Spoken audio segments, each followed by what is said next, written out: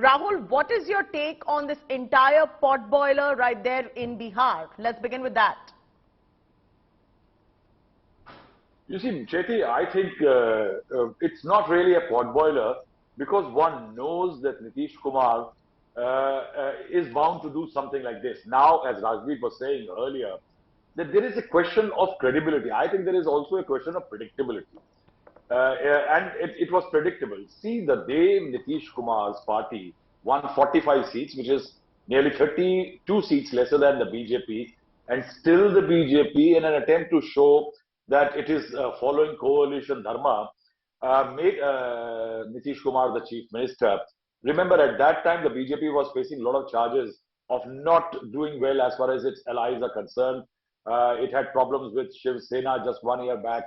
In Maharashtra, TDP had walked out of the NDA in 2018. So it was facing problems that the BJP can't manage allies. One. Second, the BJP knows that in Bihar, in 2020, it won more seats than Nitish Kumar. It was the second largest number of seats. But still, the BJP's caste bouquet was not complete. Now, since the BJP's caste bouquet to win a state on its own, like UP, was not complete, it needed certain time and being in power as the two basic ingredients.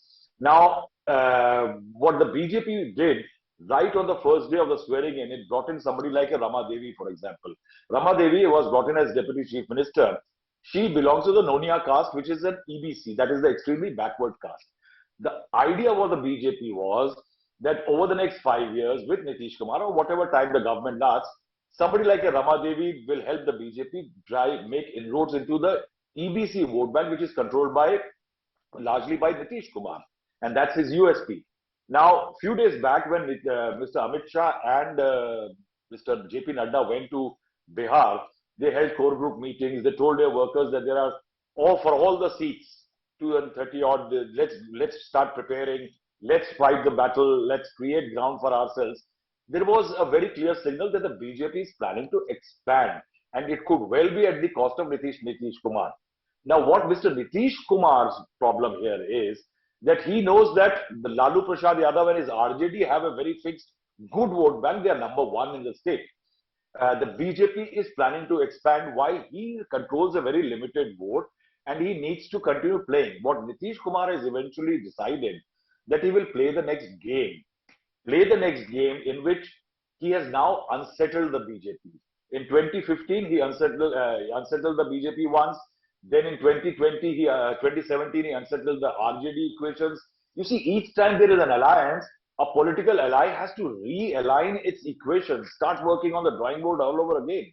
So every 2-3 years, you find Nitish Kumar changing tack, doing a somersault. And with that, what Nitish Kumar has done is that he has unsettled the BJP all over again. The BJP was proven to a very tough ally, questions being asked. The speaker was challenging the chief minister on the floor of the house. Now what has happened? If he takes in RJD as an ally, Tejasvi will be his deputy chief minister, much easier political entity to tackle than a BJP in a coalition. He can plan for the next 1 year at least to survive with this government and then maybe plan ahead. My take is that Nitish Kumar plays this unsettling game using his USP and control over a certain vote bank.